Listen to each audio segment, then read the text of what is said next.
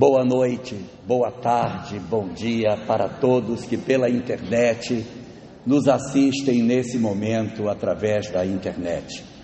E uma boa tarde para todos os companheiros aqui presentes no nosso auditório, nessa nossa estação final da nossa viagem pelo mundo espiritual.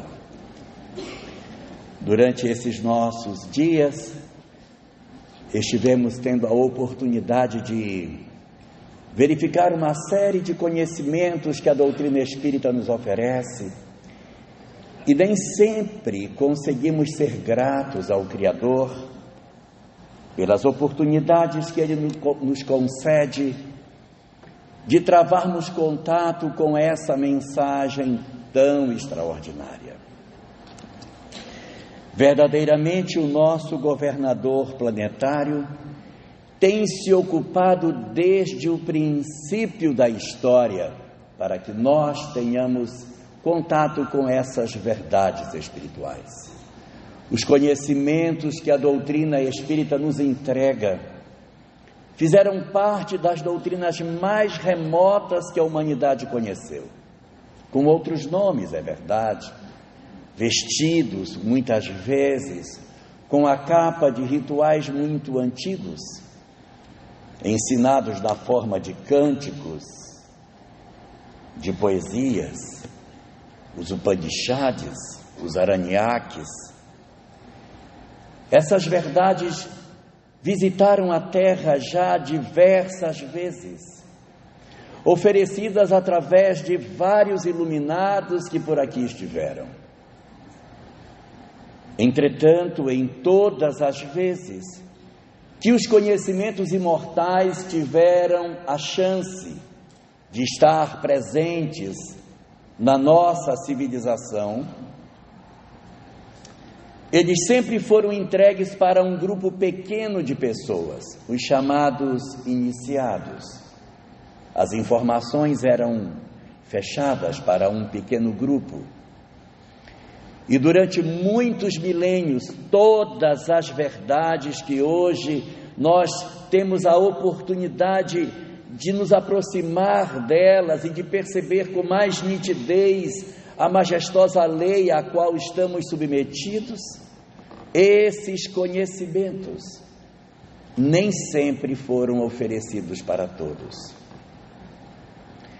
Foi preciso que a humanidade amadurecesse para que a verdade dessas doutrinas ocultas, chamada por Leon Denis de A Doutrina Secreta, no capítulo 1 da magnífica obra Depois da Morte, e que os hindus chamam de Sanatana Dharma, as verdades imortais, as verdades que nunca mudam, que esse conhecimento fosse, na medida que a humanidade amadureceu, termos a chance de nos aproximarmos de tudo isso, não mais como doutrina secreta, mas como uma doutrina universal, de posse de todas as criaturas.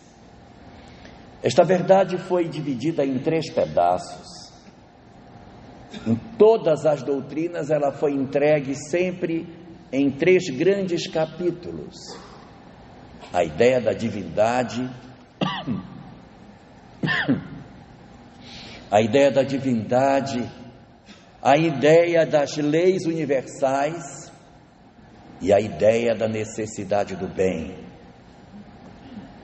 A verdade que foi oferecida durante tantos milênios era assim. Nós tínhamos um conhecimento que era um único ser criador de todas as coisas. Tínhamos um conjunto de regras para que a humanidade pudesse viver, as leis universais, reencarnação, imortalidade, evolução, lei de causa e efeito, as verdades universais e a consequência disso, o aspecto moral. Todos os grandes reveladores que estiveram conosco nos entregaram essa doutrina por inteiro. Os Vedas, Mahabharata, Bhagavad Gita, Triptaka, corpos herméticos, a Cabala, Fédon, todas as literaturas dos vários iniciados que por aqui passaram, Krishna, Buda, Hermes Trismegisto, Sócrates e tantos outros, entregaram a doutrina por inteiro, a ideia do Deus único, as leis universais e a necessidade do bem para o alcance da felicidade. O nosso governador planetário cuidou disso de maneira muito atenciosa, para que todos nós pudéssemos nos apropriar desse conhecimento nas doutrinas secretas em que elas eram entregues. Ocorre que, na medida que a humanidade evoluiu, foi possível a entrega desta mesma mensagem para toda a humanidade. Era agora uma revelação com um traço diferente. Era uma revelação não mais entregue para um grupo em particular. Era uma revelação agora de caráter universal. Não dava para entregar tudo de uma vez só. Não era possível. Então, pela primeira vez na história, o Sanatana Dharma, ou seja, a verdade única, a doutrina secreta, ela foi fragmentada em 3 partes, para que ela pudesse ser oferecida à humanidade de maneira progressiva. O Evangelho segundo o Espiritismo, no seu capítulo 1, vem nos contar que a primeira entrega universal dessa doutrina secreta do Sanatana Dharma foi oferecido através de Moisés, quando nos entregou, através da sua doutrina, a compreensão de um Deus único, o Decálogo e a essência do monoteísmo como verdade universal. A segunda onda para a entrega dessa mesma mensagem viria através de Jesus. Mas aí tinha um grave problema. Não é possível entregar a mensagem fragmentada, porque todos os reveladores anteriores, todas as doutrinas antes, fundamentavam a necessidade do bem com o conhecimento espiritual. Por que eu tenho que perdoar o outro? Porque senão você vai reencarnar com ele na sua família. Então eu vou mudar de opinião. Havia, portanto, a necessidade da oferta casada da verdade espiritual com a verdade moral, para que as pessoas fizessem.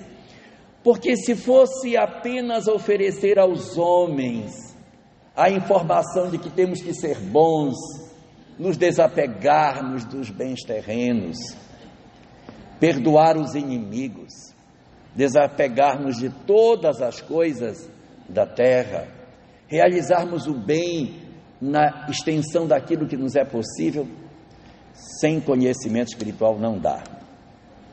Não dá. Então, a gente vai observar que nós teríamos a oportunidade de vermos uma história bem diferente. O Krishna entrega tudo junto. Pitágoras, tudo junto. Sócrates, tudo junto. A Cabala, tudo. Os Vedas, todos os reveladores entregaram o pacote completo. A ideia de um Deus único, a parte moral e as leis universais para fundamentar a prática do bem. O povo não suportaria universalmente a verdade por inteiro. Quem poderia trazer a mensagem moral sem entregar ainda a verdade espiritual? Como que alguém poderia vir para ensinar o amor sem se apoiar nas verdades espirituais? Foi então que entre todos os iluminados que a Terra já teve a chance de conhecer, o próprio governador planetário veio. Essa tarefa foi desenvolvida pelo próprio governador, porque ele impregnou a mensagem de amor de tanta intensidade que não foi nem sequer preciso a entrega das verdades espirituais para que os homens compreendessem que precisavam ser bons. Havia tanta intensidade de amor naquilo que o Cristo ofereceu para a humanidade, que a robustez das discussões técnicas, como nós encontramos dentro do Bhagavad Gita, como nós encontramos dentro dos corpos herméticos, ou nos Aranyakis que os Vedas nos entregam, ou quando nós nos debruçamos sobre os segredos da Kabbalah, no Zohar, no Sha'ar HaGilgulin, quando você começa a se aproximar das verdades espirituais para convencer que você tem que ser bom, em Jesus não teve. Havia uma intensidade de amor tão colossal no comportamento do Cristo, que ele impregnou a mensagem de tal forma que os seus discípulos promoveram um processo de comportamento completamente diferente do que havia acontecido com todas as revelações anteriores.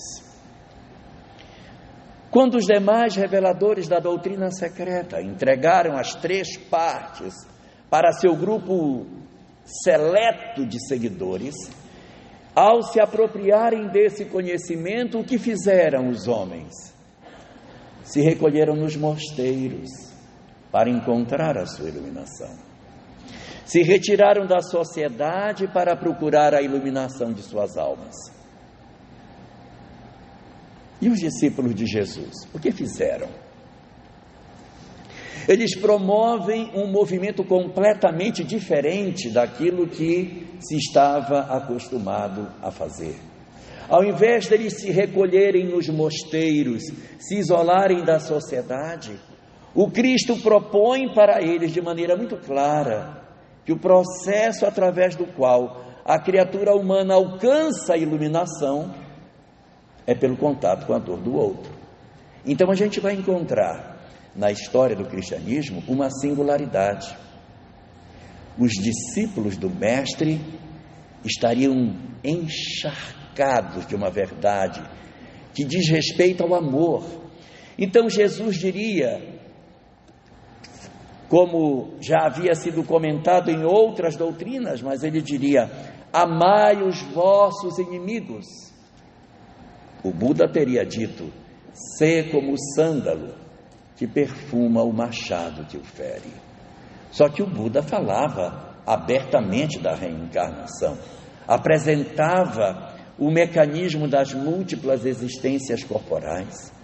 Era nítido isso no pensamento do Krishna dentro do Bhagavad Gita. Meu Deus, em quantos cânticos o Krishna destaca a necessidade da reencarnação para a sublimação das criaturas. Não há parábolas, não há textos com linguagem cifrada, as coisas são ditas de maneira muito clara.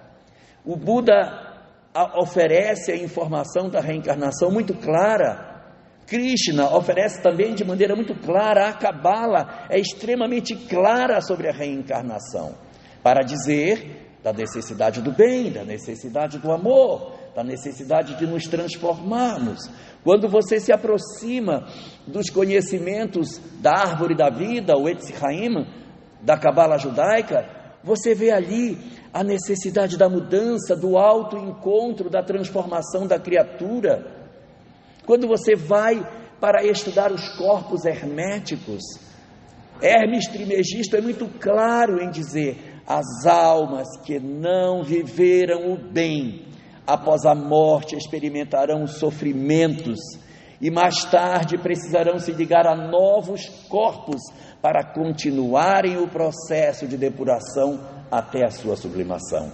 O Krishna, no canto 2º do Bhagavad Gita, logo no começo, no 2º canto, no verso 22, diz: da mesma forma que nós trocamos de roupa, o Espírito trocará de corpo tantas vezes quantas se fizerem necessárias até alcançar a perfeição.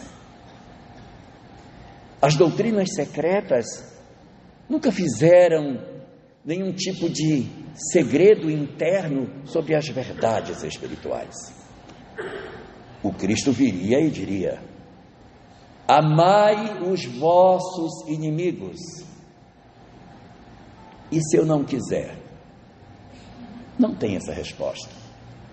O cristianismo não tem a resposta da doutrina secreta para aqueles que não quiserem fazer. Só que a intensidade de amor que o Cristo inoculou nas suas palavras era tão profunda que ninguém questionava de não fazer. No término do Sermão do Monte, quando nós encontramos ali o momento no qual Jesus desce, o evangelista Mateus grava a seguinte frase: e todos ficaram maravilhados com sua doutrina, porque falava com autoridade e não como os escribas e fariseus. Então havia alguma coisa nele que era realmente diferente. Havia algo neste homem que fazia com que as suas palavras penetrassem os corações das criaturas, e como nos relata o Evangelho segundo o Espiritismo, os mártires ébrios desceram aos circos de martírio. Foi tão intensa a transformação que o Cristo realizou no planeta,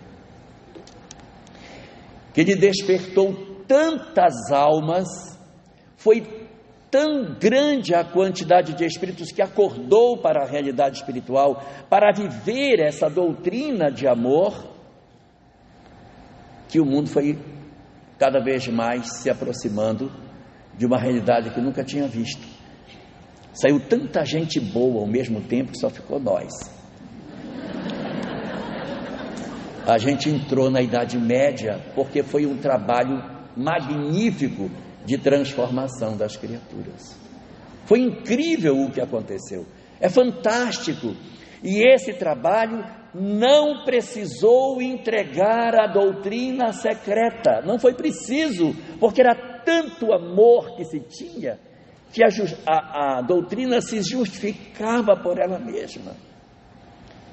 E quando chegou no momento final do último encontro de Jesus com seus discípulos, narra o evangelista João que ele diz que por ora nós não poderíamos suportar tudo. O que estava faltando suportar? A parte técnica da doutrina secreta que não foi entregue.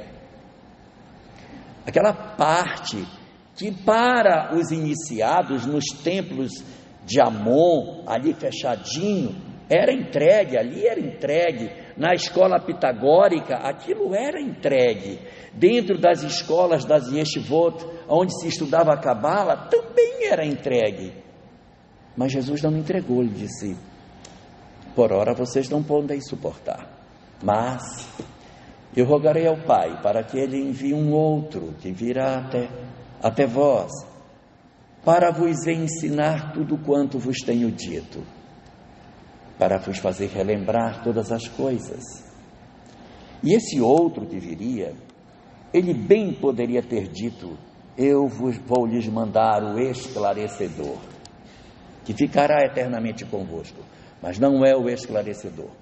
Eu vou lhes mandar o ensinador, também não é o ensinador, não é o esclarecedor, não é o ensinador, não é o professor. Enxergando a essência da mensagem que teria que ser entregue, ele diz: e eu rogarei a meu Pai para que vos envie outro Consolador. Não era a primeira vez. Para que ele vos envie outro Consolador, que ficará eternamente convosco. E assim a humanidade precisou de tempo para que ela pudesse verdadeiramente amadurecer, a ponto de que essa doutrina antiga, pertencente às tradições orais dos Araniaques de tantos e tantos milênios, das histórias secretas escondidas, passadas apenas da boca do mestre para o ouvido dos seus discípulos, aquilo que era segregado para um pequeno grupo, pudesse ser entregue para toda a humanidade, madura a ponto de conseguir tornar universal a chamada doutrina secreta. Uma doutrina que iria entregar para nós notícias extraordinárias, que iria nos contar sobre a verdade da vida, de tal maneira que iria fazer sentido aquilo que o Cristo havia falado. Aqueles que conhecessem as doutrinas secretas enxergariam na mensagem que viria a confirmação, o selo de que as verdades são verdadeiramente imortais. No livro Que é o Espiritismo, Allan Kardec diria: se por algum motivo, um dia, todas as obras espíritas fossem queimadas, todos os livros fossem destruídos, se fosse hoje, Zé Aparecido, teria que dizer diferente. Se todas as lives fossem apagadas, se todos os pendrives parassem de funcionar, todos os DVDs fossem destruídos. Então Kardec diz: se todas as obras espíritas forem destruídas, se tudo que se escreveu até hoje sobre doutrina espírita for destruído, ele se reescreverá, certamente com outro nome, mas com as mesmas verdades, porque suas verdades estão na lei da natureza.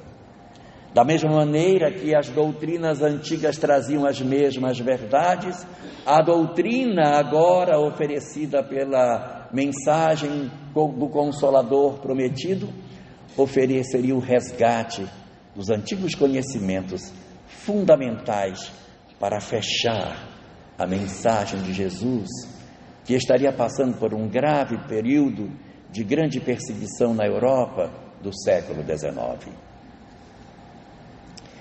É ali, no momento em que a mensagem espírita se corporifica através da codificação apresentada por Allan Kardec, um roteiro seguro daquilo que verdadeiramente constitui a leitura desapaixonada das verdades imorredoras, em que nós resgataríamos a essência do Sanatana Dharma, nós encontraríamos ali, nas páginas que Kardec nos legou, a possibilidade maravilhosa de nós nos aproximarmos de maneira efetiva do conhecimento sem rituais, sem paramentos, sem liturgias, sem sacerdotes, mas com a essência cristalina daquilo que constitui efetivamente as verdades imortais. 7 pontos constituem uma viagem nossa pelo mundo espiritual. Um mergulho através das verdades que a doutrina espírita nos oferece. A primeira das grandes verdades dessa nossa viagem, que está chegando no término dela, estaria na necessidade de nós trabalharmos os conceitos que Ana Teresa Camasmi trabalhou conosco aqui, do desapego, a necessidade de nós nos desapegarmos das coisas. O Cristo já falaria que nós nos desapegássemos das coisas materiais, mas ele não disse por quê, ele só disse que a gente não deveria se apegar. E se eu quiser? Pois é. Então a doutrina espírita diz: você quer se apegar? Veja os prejuízos espirituais que você tem quando você vive uma vida apegada, uma vida fascinada pelas coisas materiais. Nós temos na obra Ação e Reação uma história muito interessante, entre várias outras que ali estão, a história de Antônio Olímpio, que ele, enceguecido pelas questões materiais, promove o desencarne de seus próprios irmãos para não dividir a herança. E depois os irmãos desencarnados passam a perseguir o filho dele, assodando ainda mais a paixão pelo dinheiro para desgraçar o rapaz que havia sido o herdeiro que Antônio havia feito para todos aqueles que ele havia tirado do caminho. Uma história dolorosa, mas com um final maravilhoso. E Ana Teresa toma as nossas mãos para a gente poder passear por essa viagem do desapego, para entender essas questões sobre esse processo que a gente precisa fazer antes da nossa desencarnação. Num segundo tópico de todas essas nossas discussões, nós temos não só a informação da doutrina espírita sobre o apego, mas um capítulo importantíssimo que a doutrina espírita nos oferece, que a Evelyn trabalhou conosco aqui, a questão da morte, da perturbação espiritual, do nosso apego, que tem a ver com o nosso problema do ontem.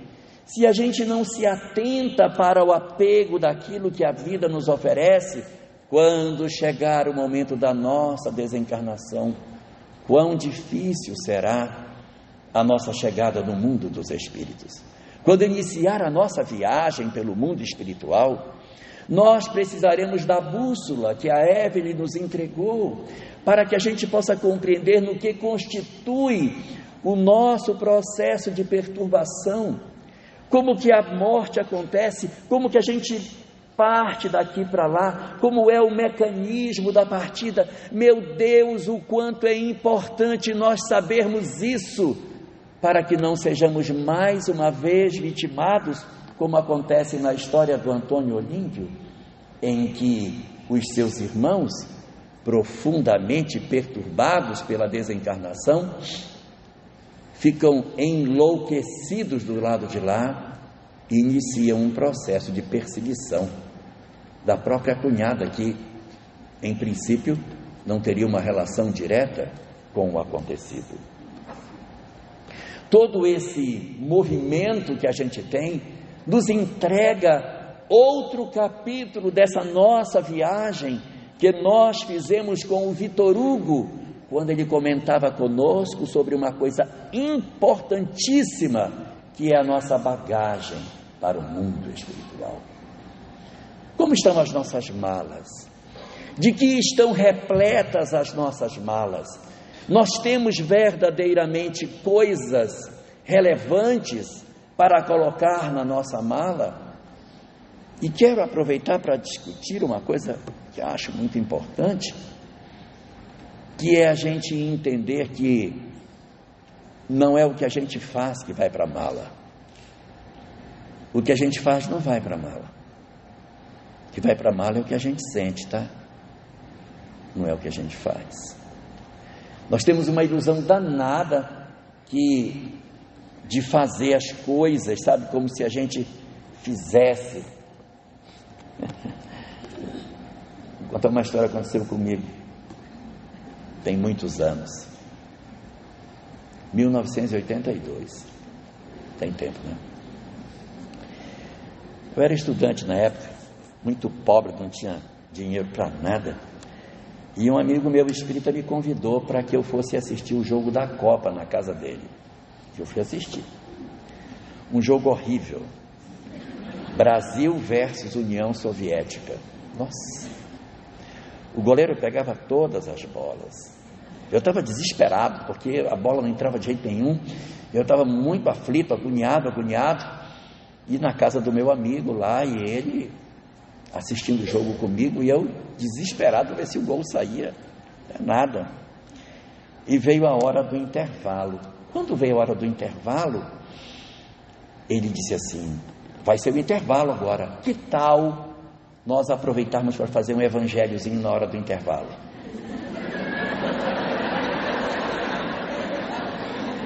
Evangelho agora?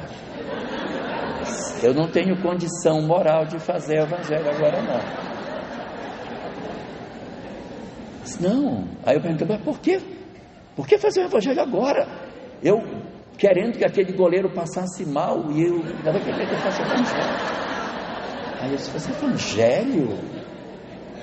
É sério? Aí ele disse, sim, aproveitar esses 20 minutos. Aí a resposta dele, gente, porque depois que a gente desencarnar, vai contar mais 20 minutos de evangelho para nós lá em cima.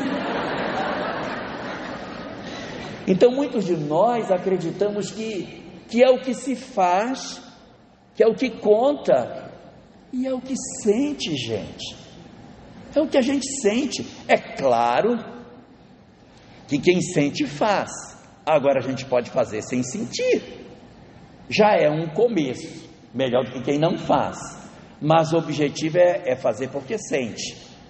Não é fazer porque está escrito que tem que fazer. Oh meu Deus, tem que fazer. Imagine se o bom samaritano passasse na estrada e dissesse, não queria nem ter visto, agora vou ter que juntar, porque se eu não juntar, vou me responsabilizar, certamente deve ter um espírito benfeitor aqui, acabei me enrolando sem necessidade, eu vou ter que fazer agora. Imagina se ele entrasse nesse psiquismo. Não faz sentido. A parábola do bom samaritano tem um versículo muito importante, que é onde reside a verdadeira caridade, que é quando o nosso bom samaritano, olhando para a pessoa, diz o evangelista, e vendo-o, moveu-se de íntima compaixão. Pronto, aí está a caridade. O resto, esse negócio de fazer bandagem, colocar óleo, colocar vinho, botar na montaria, passar a noite com ele, pagar, ainda dizer que isso aí, tudo é decorrência do moveu-se de íntima compaixão. E o moveu-se de íntima compaixão aparece de novo na parábola do filho pródigo, quando o pai vê o filho vindo lá longe, diz o evangelista, e movendo-se de íntima compaixão, correu ao encontro do filho. Então, o essencial é sentir, não é o fazer. A nossa bagagem, de que tanto Vitor Hugo nos falou, é a bagagem da gente levar para o mundo espiritual os nossos bons sentimentos. Não são as nossas ações, não é um currículo vitae, é na verdade o sentimento que a gente guarda em nós. A bagagem que na obra Ação e Reação, que fala de Antônio Olímpio, vai nos falar do que os irmãos levaram de ódio para o mundo espiritual quando lá chegaram, o sentimento de vingança e o que eles fizeram com a cunhada, que acabaram promovendo o afogamento dela no rio. Então esse terceiro episódio, esse terceiro fascículo da nossa viagem também é muito importante. E nós temos um quarto momento disso também, que são as reflexões que nós tivemos a oportunidade de ler sobre as discussões que o Thálios trouxe para nós aqui sobre a culpa. Quantos de nós estamos atravessados pela culpa, como se isso fosse o objetivo da vida, como se o objetivo da doutrina espírita fosse levar para as pessoas culpa. Você tem que aprender a ter culpa, viu? Que é para poder sentir o peso do que você fez. Não, a culpa não resolve nada. A culpa não resolve. O que resolve é você compreender a sua responsabilidade diante das coisas. Mas estabelecer com que as pessoas desenvolvam um sentimento de culpa por aquilo que acontece é totalmente contraproducente. Se a doutrina é uma doutrina consoladora, ela não pode botar a culpa nos outros, não faz sentido. Se eu vou para a casa espírita, assisto uma palestra e ao invés dela me consolar, ela me coloca a culpa, tem alguma coisa errada, e não é na doutrina. Ela tem que ser consoladora, ela tem que nos oportunizar o nosso encontro com a nossa responsabilidade e nos apontar as portas de saída, porque nenhum de nós, por mais que cometa a mais absurda das loucuras, nunca ficará distante de Deus, nunca ficará.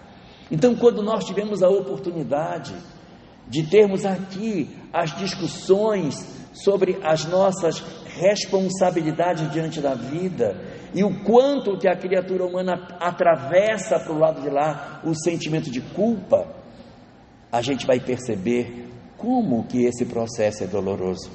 A gente vai observar isso na história que o Tales até contou.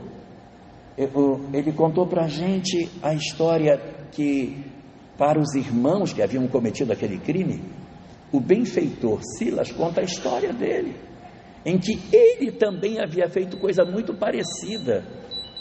Vai explodir. Vai.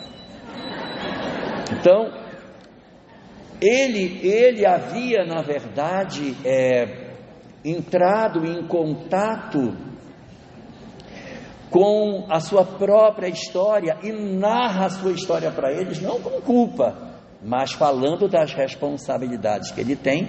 E quando você acolhe alguém, mostrando as responsabilidades, você é capaz de transformar as pessoas. E o que vai acontecer na história é que quando Silas conta a sua história para os dois irmãos, eles verdadeiramente começam a iniciar um processo de mudança, começam a se aproximar das verdades espirituais e fazer uma movimentação emocional que vai resultar no resgate desses dois companheiros, pelo encontro deles com a cunhada e a chance de se restabelecerem. Então esse quarto momento é um momento lindo, no qual os espíritos têm a chance de rever o seu caminho, de analisar os seus propósitos, de perceber toda essa construção das leis universais, para que a gente consiga chegar na nossa quinta estação dessa nossa grande viagem pelo mundo espiritual, quando a gente percebe que, na medida em que nós compreendemos a lei, compreendemos a necessidade de amar e temos sede de ser felizes, descobrimos que não conseguiremos ficar lá, porque a sensação de fracasso nos é muito pesada. Como eu gostaria de esquecer o que fiz, como eu gostaria de esquecer o que os outros me fizeram, como eu gostaria que os outros esquecessem o que eu lhes fiz. Esses três esquecimentos, o que eu fiz, o que os outros me fizeram e o que eu fiz aos outros, são os três elementos que movem a necessidade da reencarnação. A gente reencarna para esquecer, e tem algumas pessoas que dizem assim: eu queria vir, mas eu queria vir sabendo, não queria vir não assim, queria vir lembrando de tudo. Meu filho, se for para vir sem esquecer, fique lá, porque o objetivo de vir é exatamente que você faça uma nova história, Rubens, é que você faça uma nova história. Eu vou reencarnar sabendo tudo. Cara, fica lá. Mas eu queria ir, mas para eu saber o que é que eu tenho para fazer. Aí tem um monte de espíritos assim: eu queria saber muito do meu planejamento espiritual, para eu chegar e sair ticando assim. E ninguém me deu. Então eu vou dar o planejamento aqui de cada um por um. Nossos planejamentos têm 3 partes: amar a Deus, amar ao próximo, amar a si mesmo. Só. Ponto. Acabou. Esse é o objetivo do planejamento. Então, se você quiser saber, será que eu estou cumprindo? Passa no crivo, papai. Dá uma olhada. O que você fez? Ama a Deus?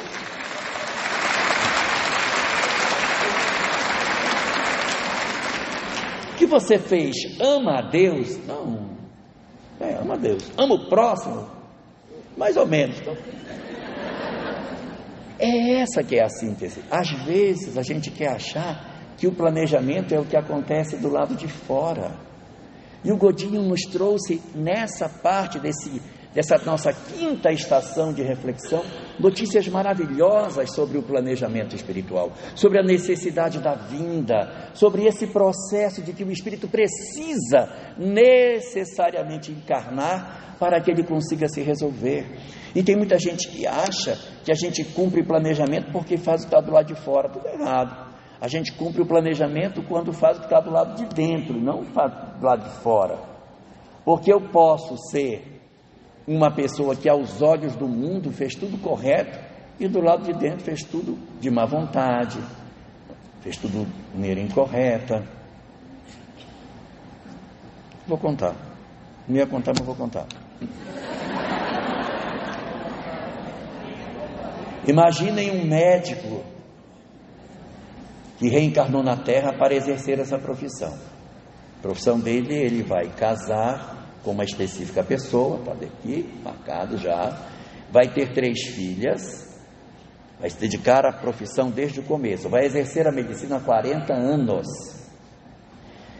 sempre em hospital público, sempre ali, e trabalhará na profissão até o final da existência e desencarnará em serviço. Coisa linda, planejamento lindo. E o cara fez isso mesmo, ele veio, ele encarnou, estudou, fez medicina, casou com aquela que era a prevista para ele e teve 3 filhas, exatamente as 3 que ele deveria ter tido. Nunca trabalhou na vida como médico privado, entregou a vida inteira profissional no hospital público e desencarnou realmente depois de 40 anos de trabalho, não se aposentou, desencarnou com 40 anos de serviço em plena atividade profissional. Nota do planejamento 10. Pois é. Ele se formou colando, porque ele queria ser médico para ganhar muito dinheiro. E como ele não tinha talento, ele roubava as provas, comprava o bedel da faculdade, corrompia todo mundo para conseguir as cópias das provas. Conheceu uma moça que era rica e imaginou no golpe do baú que ele ia dar nela. E ele casou com a pobrezinha exatamente por conta do dinheiro que ele tinha. E ele viveu a vida com ela um inferno. Nunca separou porque não queria dividir os bens, por isso.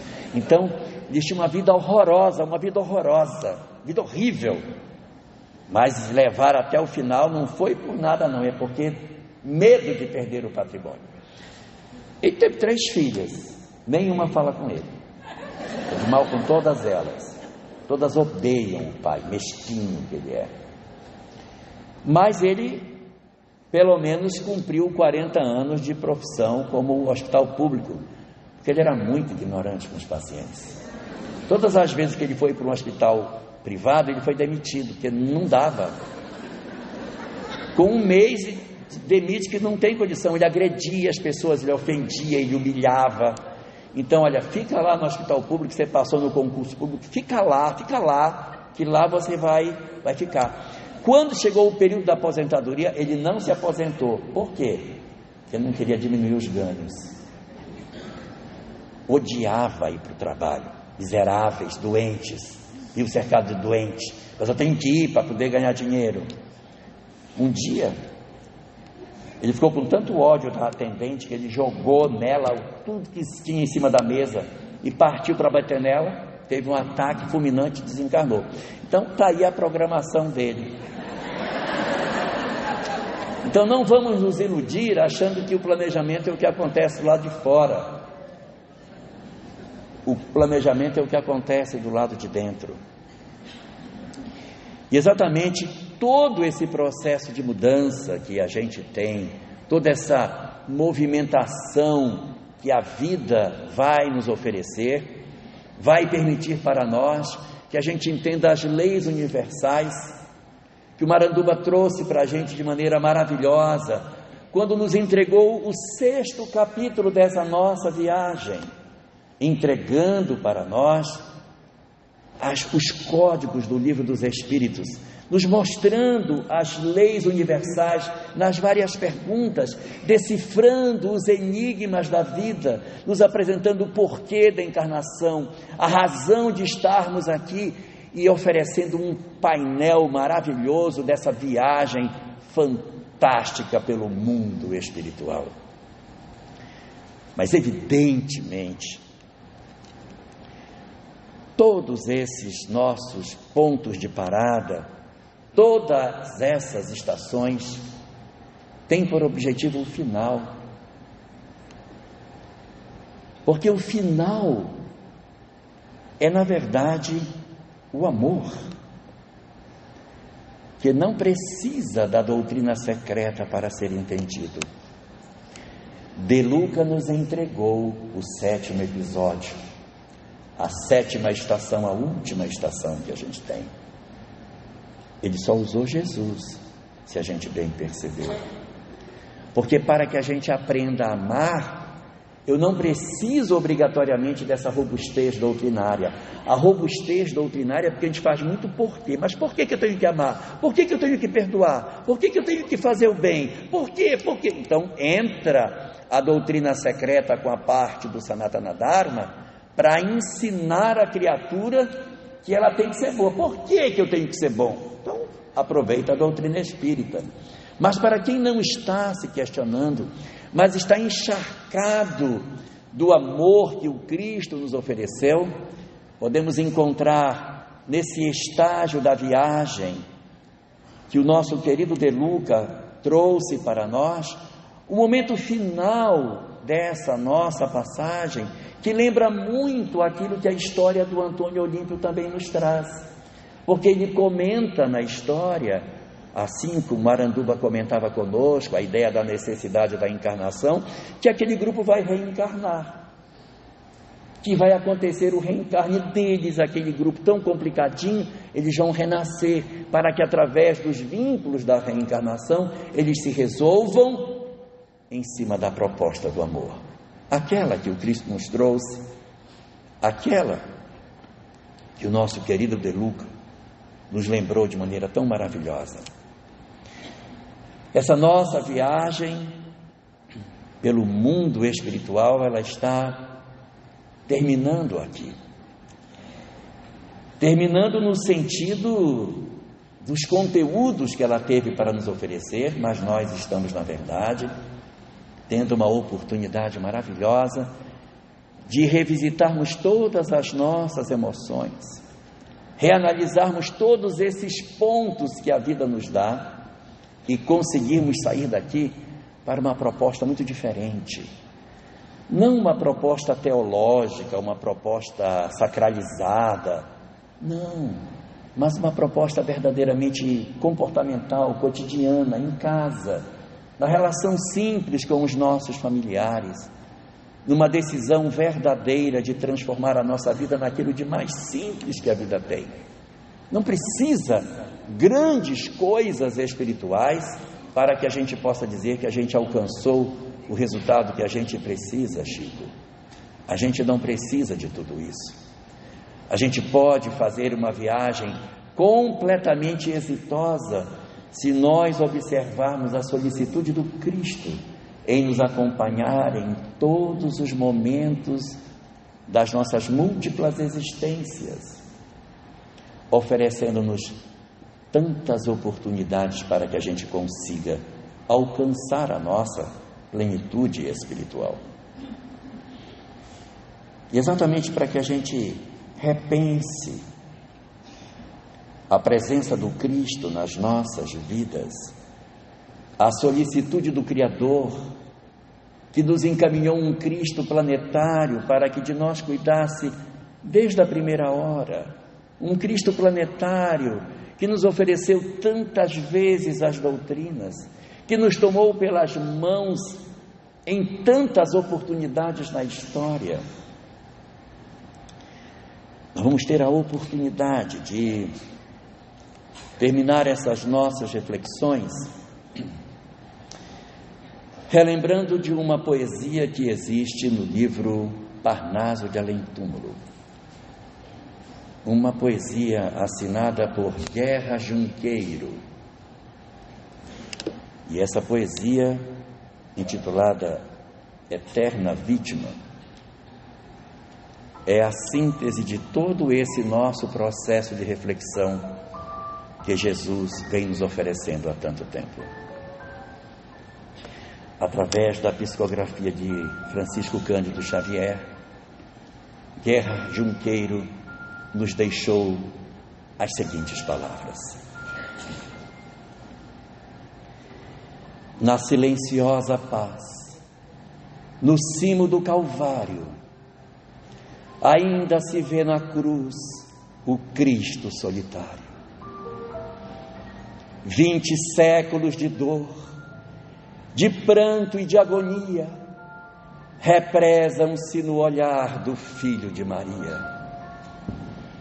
Abandonado e só, na aridez da colina, sofre enfim do martírio a vítima divina. Açoitado, traído e calmo, silencioso, da terra aos céus espraia o seu olhar piedoso. 2000 anos de dor e seus cruéis algozes passaram sem cessar como chacais ferozes. Caravanas de reis nos tronos passageiros, exaltados na voz das trompas dos guerreiros, os lendários heróis nos dorsos dos corcéis, inscrevendo com fogo as máximas das leis. Cavaleiros gentis, valentes brazonados, nobres de sangue azul com seus mantos dourados, viram-no seminu na cruz ensanguentado e puseram-se a rir do louco supliciado. O Cristo continuou, humilde e silencioso, espraiando na terra seu olhar piedoso. Sábios do tempo antigo, abrindo livros santos, olharam-no também partindo como tantos.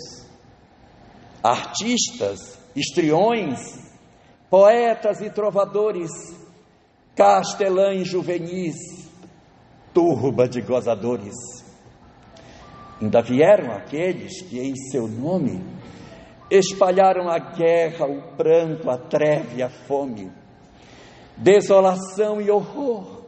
Mataram-se os irmãos, lobos, tigres e chacais na capa de cristãos.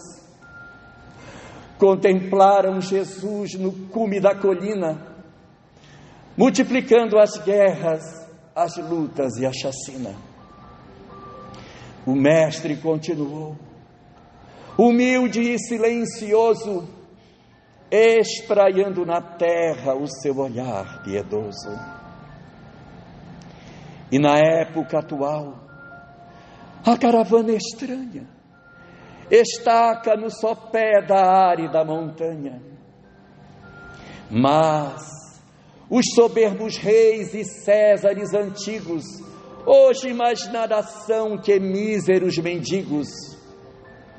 Os nobres de outro tempo, agora transformados nos párias do amargor, nos grandes desgraçados, agora vem sim, no grande visionário, o sacrificiador do grande visionário, bradando com furor: socorre-nos, Jesus, que possamos vencer a dor em nossa cruz, sorvendo amar o fel nas dores da aflição.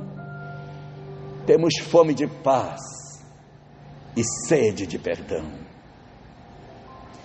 E o Mestre da bondade, o anjo da virtude, estende o seu olhar cheio de mansuetude, e do cimo da cruz, calmo e silencioso, consola a multidão com seu olhar piedoso.